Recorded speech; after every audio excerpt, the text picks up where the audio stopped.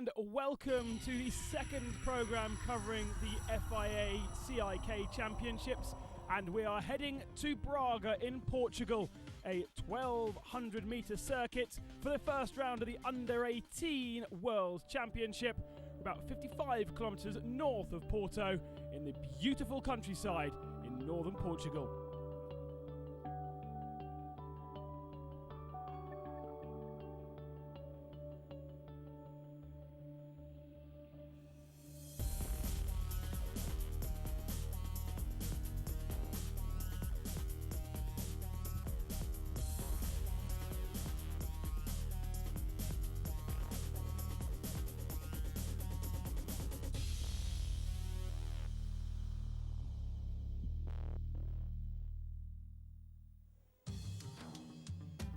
It's an incredible spectacle of karting.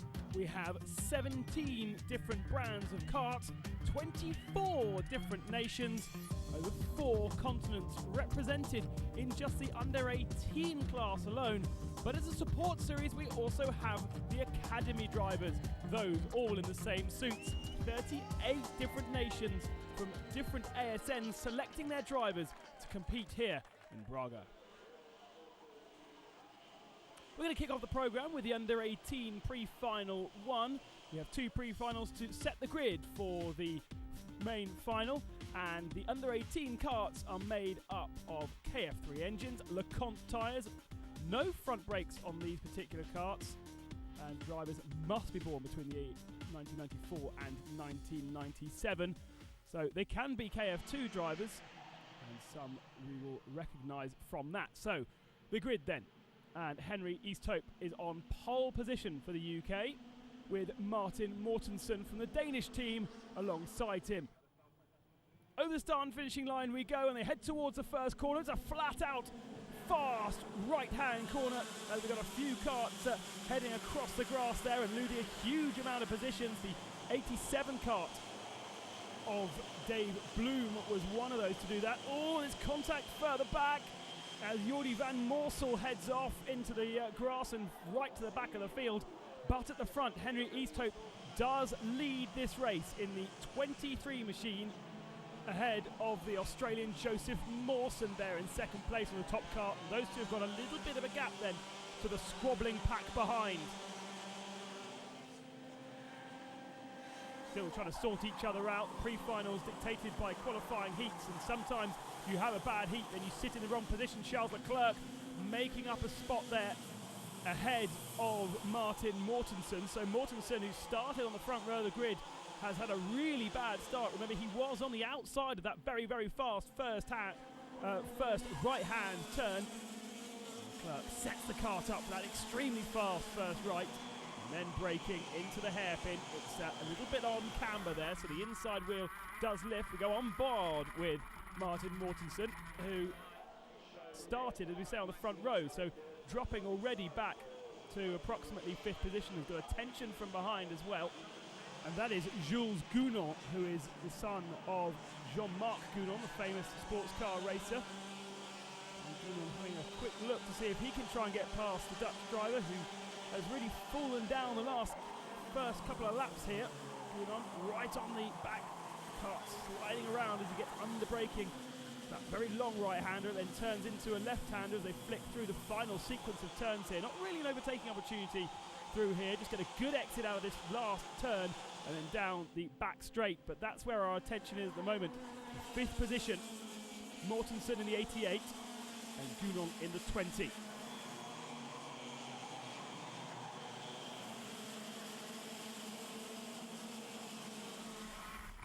Back on board with Mortensen, who really is trying to focus on making up the gap to these two ahead of him. Just can't make it stick. We look further back in the pack. And that's Hubert Petit being challenged by Sam Webster. Sam in the 84 machine, with the Racing Steps Foundation livery on his kart. The kart is, of course, an ART GP machine underneath that. Successful transition to karting for the GP2 and GP3 team. We go through the final section of turns then. 22, Hubert Petit, then Webster, and then the 89 machine of Antoine Hubert. Another man very used to running at the front end of the field, but this is the battle for the second half of the top 10, really. And down the inside, 2 by 2. Webster takes the position, and Ville-Mantela tries to make the pass, but it was a good drive from Anton Hubert all the way around the outside to hold on to that spot. However, Webster did make it stick. Now, head down, focus on what's going on ahead of you. Try and get back into the top 10 positions. Of course, this sets the grid for the final. Points also scored in this particular race as well. So extremely important to get a solid result and not drag back too far. There is the 89 machine of Hubert. And we had a brief look at Bradley Shaw in the 33 kart as well. Further forward, Charles Leclerc. Lying in third position, contact further back. And that looked to me as it was Martin Mortensen getting into the back of Gregory Antonov, the Russian, and they were fighting over fourth spot. So disappointing in the later culmination of this race. At the front of the field, however, Joseph Mawson very much a match for Henry Easthope at the front. Sodi chassis for Easthope. Top kart for Mawson. Brit and an Australian fighting it out for the Under-18 World Karting Championships pre-final one. Onto the back straight. Head down behind the Nassau panel, trying to get as much speed out of these 125cc engines as possible. Morton does look like he may well try and make a move, but would it be worth it? I don't think so. The body stiff, the upper body really stiff to try and make the kart work a little bit better for him. Henry Easthope looks very relaxed in his machine, but Mawson working the chassis much, much harder. On board with Marco Maestranzi, the Italian sitting behind Jules Gounod. Gounod has inherited that fourth after the accident further back. There are two for the lead, heading towards the start and finishing line. Easthope and Mawson about to complete another lap.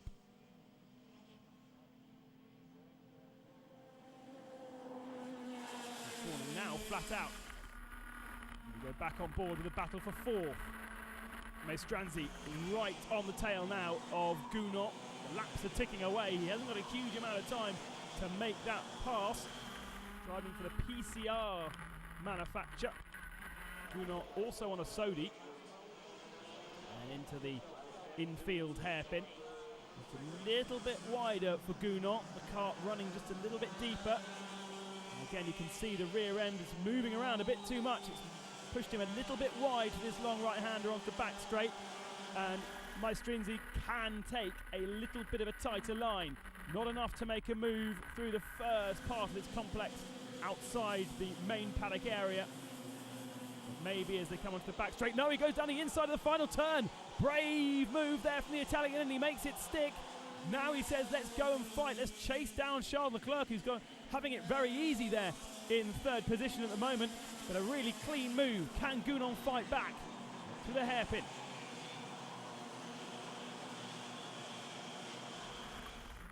Back on board now with clear track ahead of him. Just takes the curbs and into the hairpin. Hooks the apex there. Lets it run over the white line before the curve appears. The circuit looking absolutely glorious here in Braga. That is our two leaders though. Easthope and Mawson. A country mile ahead of the rest of the field. It's looked very, very strong from these two. Mawson sat there, not made any chance of a move, but he's going to take the checkered flag. Pre-final one then to Easthope and Mawson. Charles Leclerc surely will pick up the third spot. And then that battle that we're enjoying for fourth. But a nice drive from the Sodi man from the UK, Henry Easthope. Leclerc did pick up third. Maestranzi in fourth, Gounod, Hubert, Sam Webster in seventh, and Schandorf in eighth position. Mortensen dropping down to ninth by the end after that contact. Pole. The Australian driver behind really kept me pushing. I had to keep trying, and he was always there. So I just had to try and not make a mistake so I could get the win. And luckily enough, I didn't make a mistake, maybe a little one, but you know, it's racing, and I'm happy. Join us in a few moments where we'll have pre-final 2 here from Braga.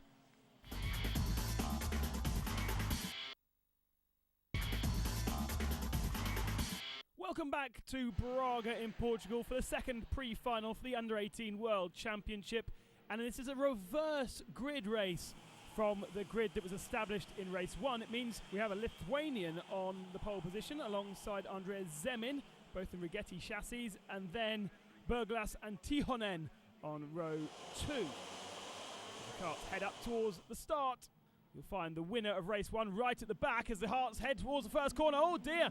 And a big accident. That looks like Chavez, the number 3 machine, getting well into the air. Even before the first corner, Henry Easthope was the man who won the opening race. Let's see how far he can make it up through the field in this one. Of course, the combined result of both the pre-finals dictate where you will start in the main final. Paskevicius then leading the way ahead of the similarly chassised Andrea Zemin there in the 52 machine, looking over his shoulder to see the 58 kart of Patrick Berglas. And then 2 Finns of Tihonen and Molainen, both trying to move up through the field. And at the moment, it looks pretty settled. Through the final turn. Good lead for Lithuanian Paulas Paskevicius. And that's very important when you've got fast guys coming through the field to get that early advantage. Mulainen, runs very wide and allows a brace of karts up down the inside of him, including, I think, Ricky Collard was one of the main people who took advantage there. We've got yellow flags out at that particular corner as Collard dives up the inside for yet another spot. This has been a really good drive early doors for Collard. Kasper Larsson going defensive on the inside, trying to defend from the 35 kart of Joel Affolter, the Dutch driver. A lot of action in the mid-pack, but Zemin just about at the moment holding on to that second position. In fact, they look like they may well be reeling in Paskevicius just a little bit. Berglaus looking to try and make a move up to third position, but look, Ricky Collard is already up. Been a good early few laps from Collard, who finished the first race right in the middle, and Berglaus goes up the inside for second. On board with him, lovely move. Now hooks the curbs through this far section of turns, smashes that first one. And oh dear, Zemin's going to lose another position. And Tihonen goes up then into third, so it's not been a good particular first start to this particular lap. Lost 2 spots, and now Ricky Collard is on the back of him to relegate him yet another position. Meanwhile, the Rigetti chassis does still lead because Paskevicius is up ahead of this lot. Tihonen trying to find a way through past Berglas. Finland versus Switzerland. Fantastic to have so many different manufacturers of karts, but also different nations involved. Into the first hairpin. Collard dives up the inside. Just out a shot there as Zemin. So Collard is now up to 4th positions. Yellow flags flying at the back of the circuit. We go back on board with Randy Berglaus, who has a clear track ahead of him. No, he doesn't, because Tihonen's got up the inside of him. Now we go right onto the back bumper as we head to the back of the circuit. Tihonen's just a little bit stronger on the brakes, and now has to try and be neat and tidy through these football right-hand apexes to get a good run down the back straight, and then yet another 2 right-hand apexes before finally he can get the right-hand rear wheel doing some work. Collard right up there. Good line through the final turn. Gets right on to the tail of Berglas. Down the start and finish straight. Flicks momentarily left and then right. Back on board with Berglas going into the turn. Oh, and Collard slipped through again. So Berglas down 2 in 2 laps. Collard up 1 position. Takes more curb through the first part of it. More speed therefore. Berglas was looking to try and repass, but decided against it. On board with Henry Easthope, mid-pack for Henry. Won the race one pretty convincingly and has left Joseph Mawson, his other contender, way behind.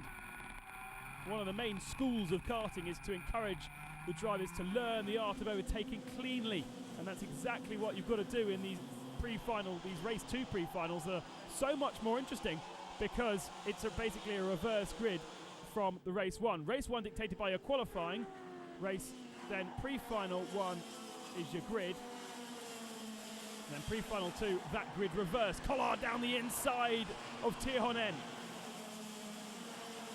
Now, just one more kart to go as Easthope takes another position. Sitting behind the 93 kart now and lines him up for another spot down the inside. Oh, but a defensive and a contact as well. And that's 2 races out of 2 that we've seen. The 61 machine spun round of Antonov. The Russian was at the front of the field. It wasn't Easthope's problem at all. He was trying to get past Jermaine Suarez. Suarez went defensive and took off Antonov.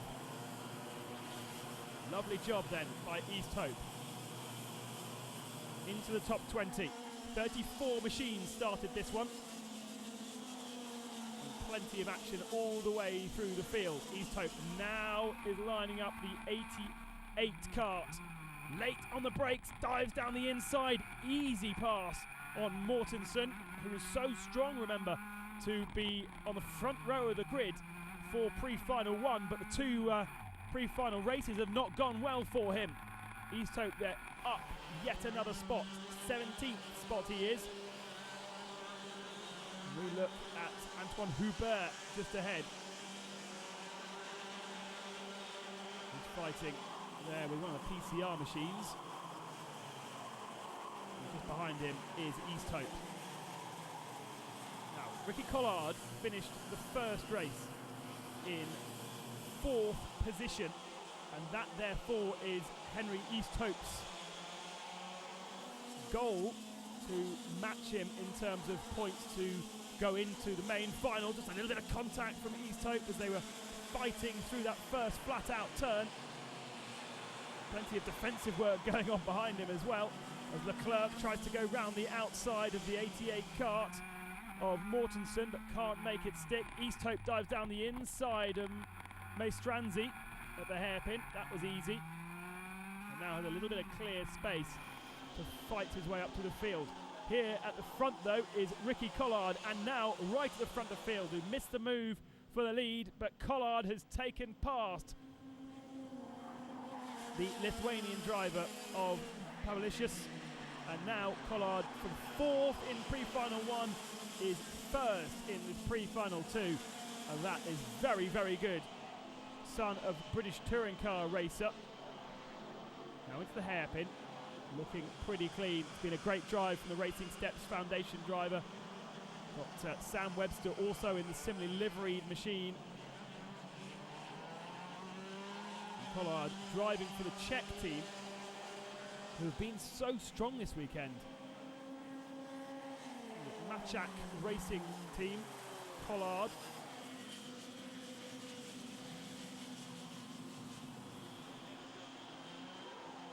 Now through the final turn, heading towards the start and finishing line. There is the checkered flag, and Ricky Collard takes the victory in pre-final 2, and that puts him well up on the grid for the final.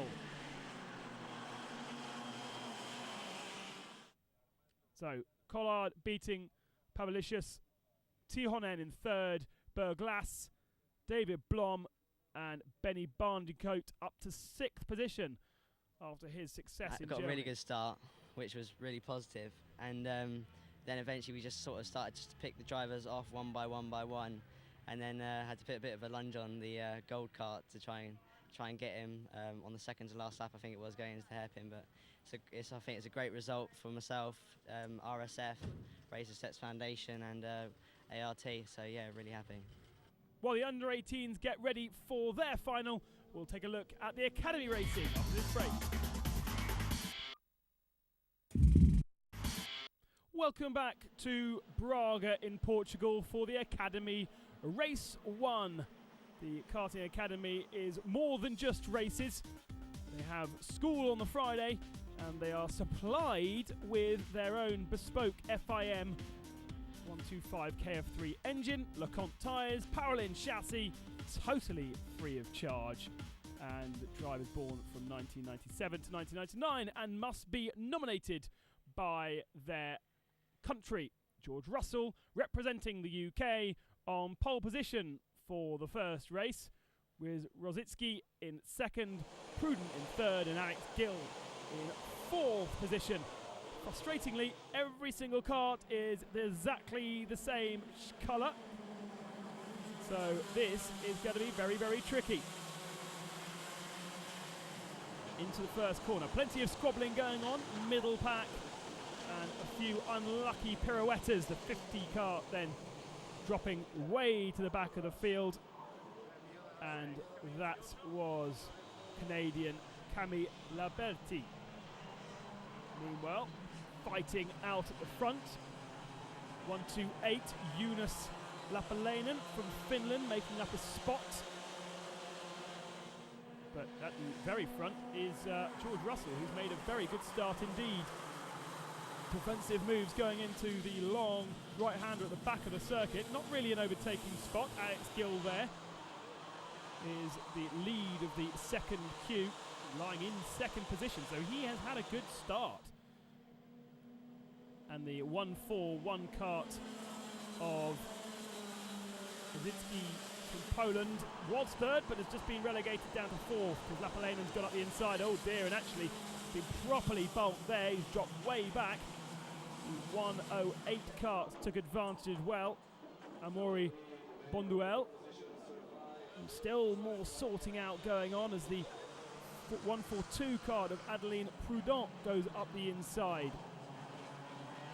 So plenty of fighting behind Rosicki, who obviously has had a very good run of things up until that point, but is now properly dropped back. Lapalainen sitting behind 142. Prudent in fourth position. French driver. Not much more to say because they're all on exactly the same karts, the same engines, exactly the same tyres, same amount of tyres for the weekend, and a really, really good way to go about racing the academy. They have school on the Friday, practice on the Friday morning, a EduCart program in the afternoon, and then racing for real all weekend. Defensive work going on from Lapalainen, who in turn has allowed the two Brits in front to get away. George Russell and Alex Gill side by side, trying to go too wide through some of these fiddly sections is not advisable whatsoever. They fight for fourth position, and Lapalainen just looking at his rear tyre to see if anyone's trying to pull up alongside him. Not really advised around there, because if you're on the inside for that first bit, then you're on the outside for the rest of the corner, unless you can hang up all the way to the final turn, and that wasn't going to happen. Lapalainen then Prudent, and then 108 goes up the inside, takes a position. Lots of work going on from the driver to get the kart sitting and gripping. And Bonduel has got up then into fourth position and was followed by Xavier Cobain too. So Cobain up to fifth. And Lapalainen dropping too on that particular one. Meanwhile, at the front of the field, George Russell and Alex Gill. Gill's really pulled up along to the back of these drivers. These two know each other well from racing in the UK and abroad as well. And now Russell and Gill are going to be locked in battle for the last couple of laps here. Big gap then, we have to wait for Lapalainen. Then the 114 of Xavier Cobain. And then behind him, the 108 machine of Amaury Bonduel. A huge huge amount of fighting going on at the moment. They've settled down just a fraction. 2 relatively long races for these drivers to contend with. 16 laps in total around here. And we take a quick look at Matteo Drui in the next group back. And Drui is under attack at the moment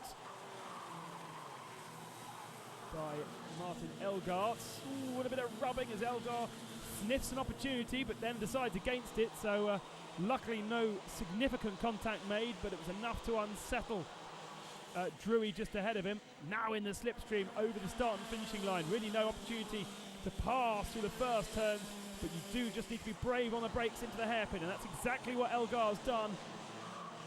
Elgar then up in to 6th position. Drui down to 7th. Now to the front of the field once more. Russell and Alex Gill. George Russell, already part of a famous karting dynasty. Benji, his elder brother, world Rotax karting champion. And George has already taken many titles to his name. Checkered flag is out and he's going to take the victory here. 2nd position for Alex Gill. And then a big long wait before our 3rd position. Jonas Lapalainen in 3rd, Xavier Cobain in 4th, Elgar and Drudi 5th and 6th. Well, the Union Jacks flutter above the podium here in Braga. And there is George Russell raising the trophy for winning race 1. Now to race 2, and the grid set by the results of race 1, which means Russell is again on pole position with Alex Gill alongside Lapalainen, Cobain, Elgar and Drudi. Quite similar then to what we saw in race 1, but a retirement before the start of the race. 103, George Russell out before it even began. Over the start and finishing line, and Alex Gill has the inside line for the first turn. That should be pretty simple for him, as there's plenty of contact further back. We've got carts in the gravel, carts in the wall. Adrian Rozicki was one of those to go in. The 119 there is Max Hoffer and Otto Tander as well. So 3 carts off in the first fast turn, the fast right-hander, and also George Russell, winner of race 1, not even starting race 2 at all. And that means it looks as though Alex Gill has got a huge advantage at the front of the field. The 104 machine took 2nd spot in the Academy race 1 and now looks very, very strong for this race 2. Leinen in 2nd position at the moment. Plenty of battling further down though. 1-1-2. Mattia Drudi then defending very, very hard from Proudhon. The Frenchman just behind him, sitting right on his tail as they fly down towards this first turn again. First done flat out by Lewis Hamilton 5-6 years ago now. And plenty of action all the way through the field. Battle for 2nd then. Gill leads, but still a healthy battle between Lapalainen and Xavier Cobain in the 114 machine there. 3rd position, just a little bit through that triple right-hander. Now we look further back to the battle for 5th spot as passing still continues further back.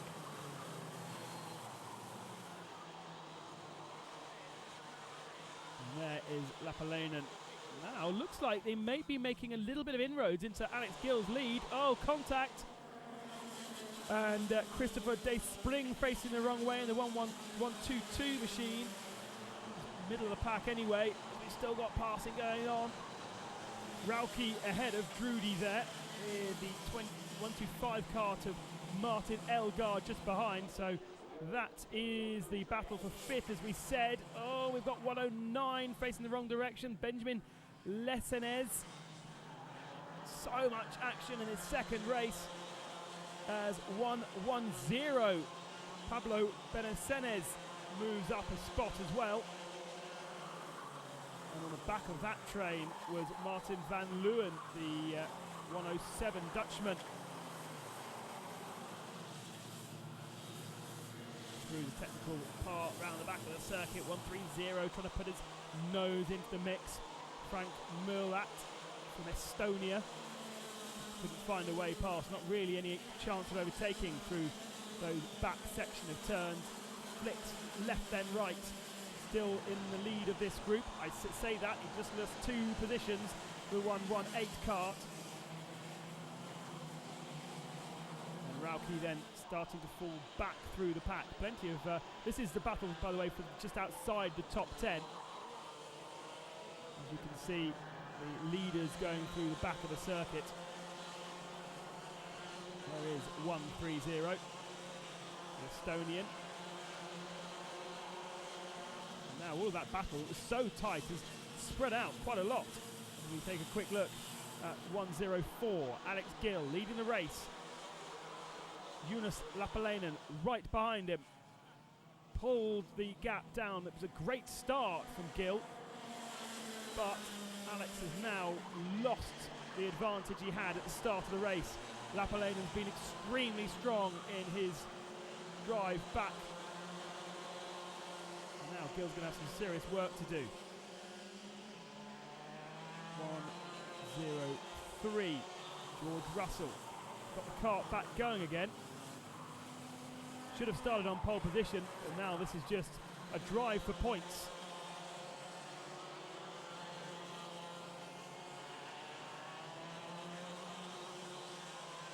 Martin van Leeuwen then, the 107 kart, has moved up a few spots.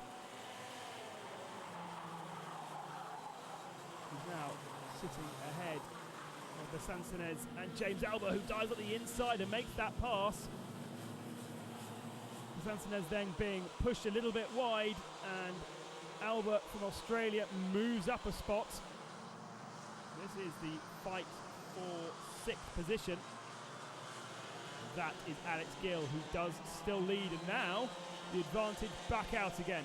Lapalainen, half the race spent pulling right onto the tail of Gill, and it hasn't happened for him. Couldn't find a way past, and now Gill looks like he's going to settle in and take victory in this second race through the final turn. Been a strong drive all weekend. It's going to put him at the head of the championship. Alex Gill takes victory.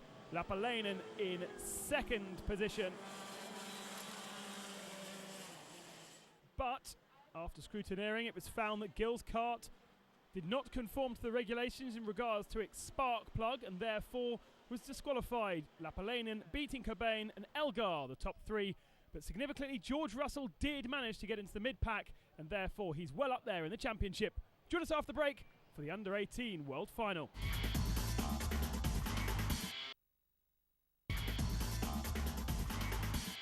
Welcome back to Braga for the final of the World Championship, round 1 from Portugal. And the drivers are now getting ready for the start.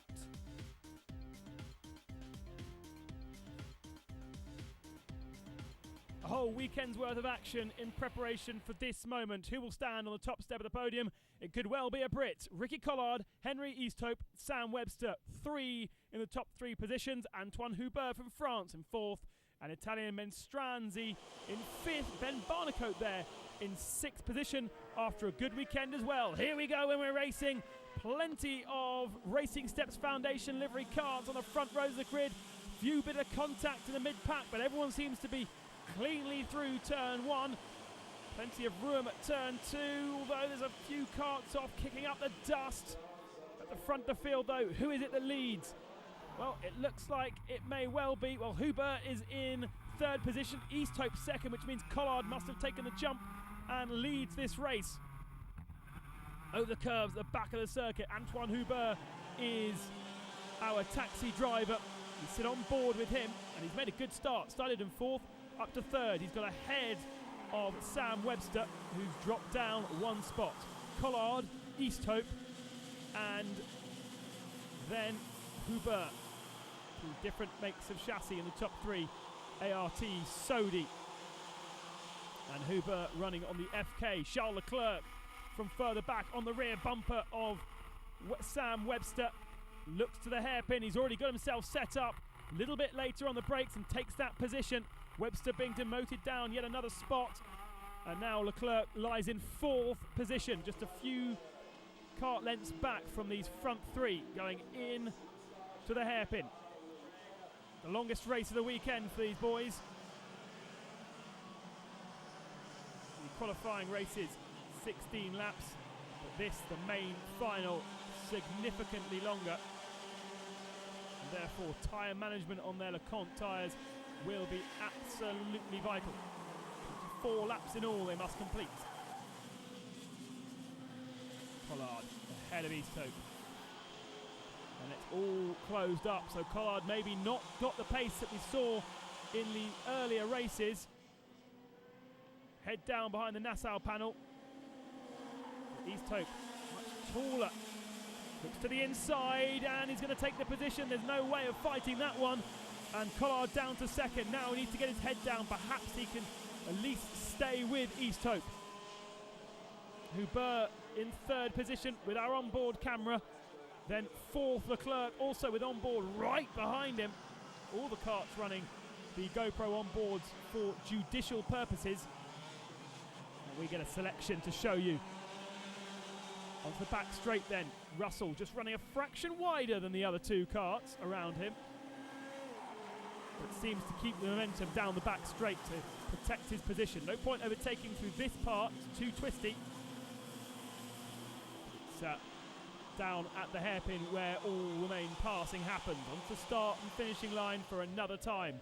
Easthope still leads, but now the gap's just a little bit larger. The man on the move really looks like Charles Leclerc. Hubert down the inside though of Ricky Collard, takes the position up to 2nd spot. Doesn't want to hang around because look at the gap that Easthope already has over Collard. Collard now takes the curb, too much curb, and Leclerc dives down the inside of him as well. So from so many Brits at the front of the field, we've now got Collard in 4th and Webster down in 5th position. Running for the Macek Czech team. Easthope on the Sodi running for Taylor International. Antoine Hubert, entered by his father Francois.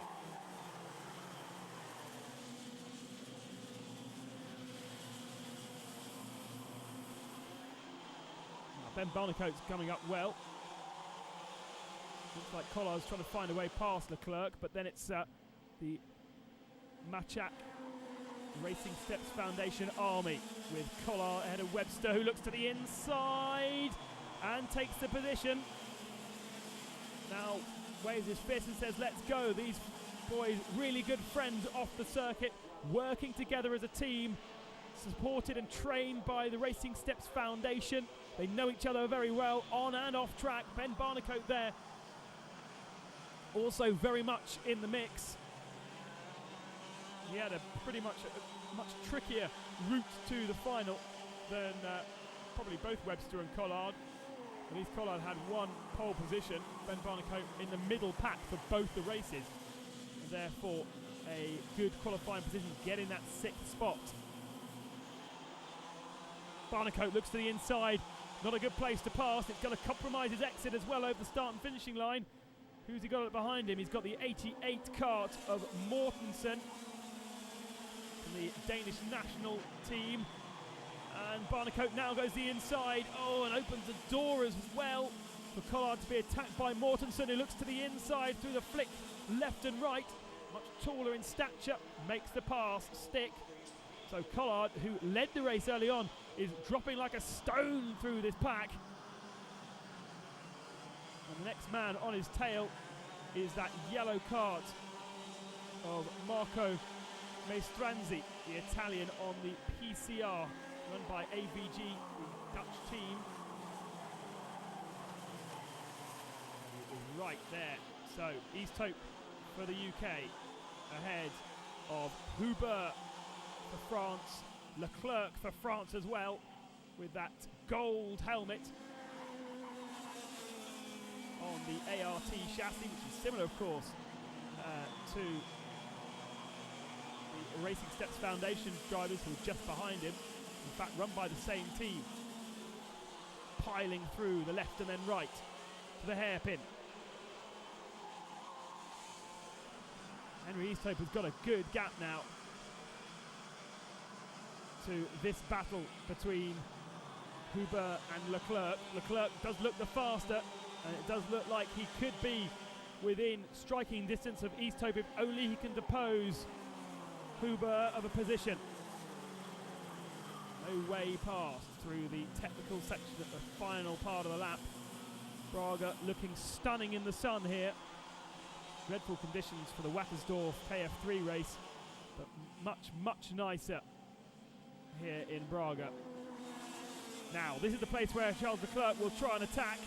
As he looks to the inside, no he doesn't, not this time, decides to take the racing line. No one trying to attack him as the British drivers start to fade from the front three positions. I think Webster is still the leading Brit of those three. But Leclerc definitely looks the faster. Where can he make it past? He looks more relaxed in the kart. The body language, great thing that you get with karts. You can actually see how the drivers are feeling and reacting in their body language, unlike in any other form of motorsports. We can see if the driver's tense, we can see if the driver is relaxed. And for me, Huber does look slightly more relaxed than Leclerc at the moment, because Leclerc knows that he wants to get past. Now to the battle of the Brits, the fourth position at the start and finishing line. 79, Ben Barnicoat. Ahead of 84, Sam Webster, then Ricky Collard behind him. They've now seemed to have dropped Mastranzi, so Mastranzi now having to deal with Mortensen further back. And also a driver coming up through the field, Joseph Mawson in the karting one racing. The Australian had a fantastic pre-final one, if you remember, matched Henry Easthope for pace, but dreadful pre-final two, and that put him in the mid-pack. You just need to be able to get through the traffic quickly before the race settles down. There's Mastranzi, and here are the two men we were talking about. Mortensen, red overalls, red helmet, and then behind him, Joseph Mawson. There is Matthew Graham, the champion from last year, on the Zanardi chassis. We haven't seen anything of him so far, but not having a commanding weekend like you'd expect. Sitting in 11th position behind the Russian Antonov. There's Ben Barnicoat, now passed by Mastranzi. And Mastranzi has also got past Collard and looking to try and get past Webster too. So all of a sudden, the PCR machine has come alive, and the Italian is looking strong in the mid part of this race. Again, you can see the kart not moving around too much. The driver pretty relaxed in the chassis, not working it too hard. A little bit of a lock-up as he brakes, tries to keep a tighter line. And we go on board with Charles Leclerc, staring at the back end of Antoine Hubert, and dives down the inside of the hairpin to take the position for second spot. Charles Leclerc then up into second, but look, completely clear ahead of him, absolutely no one ahead of him. And that is because Henry Easthope has disappeared into the distance. Oh, but here comes Hubert. It's not over yet. Hubert goes for the fight again. Gets past once more. These two French drivers know each other very well.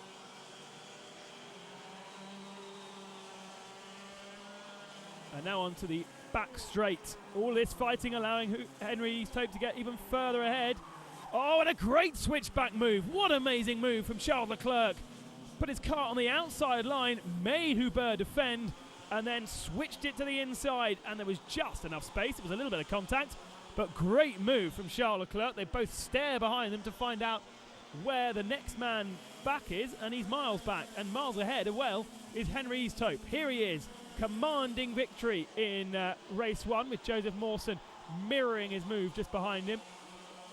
Had a strong drive through the field in the second of the two pre-finals, where of course he had to start at the very back.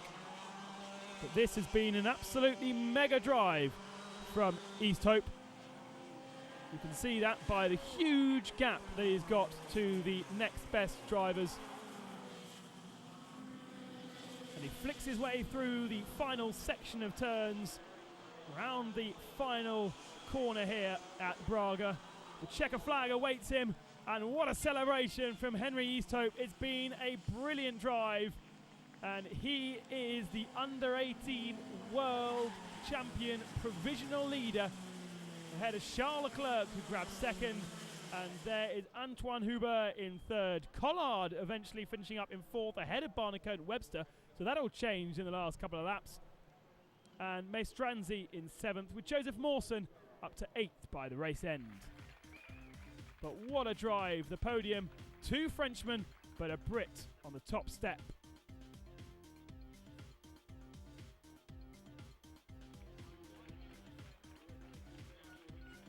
Congratulations to all 3 drivers, Easthope, Leclerc and Antoine Hubert, looking extremely happy with themselves.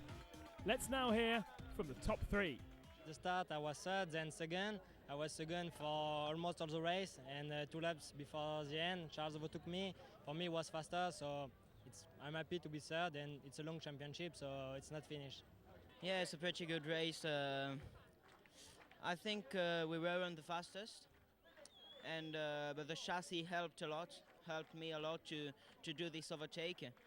I think for this weekend it's just a championship, so on this race maybe second, but in a championship it's better to be regular than to be first at one race and then slower. I didn't really expect it, to be honest. We came here Thursday evening, just expecting to do our best. Obviously I've done the championship before and we've had decent results, and didn't expect to win. I wanted to get at least on the podium, but it's just a great feeling really. It was a long, hard race, and I just wanted to get my head down. I didn't look behind. I didn't want to know where everyone was. I just wanted to concentrate on my own race, and it paid off in the end. So Easthope is the provisional championship leader here after Braga in the under-18 World Championship. They head to Angeville next and will be in PF for the next round of the World Karting Championships.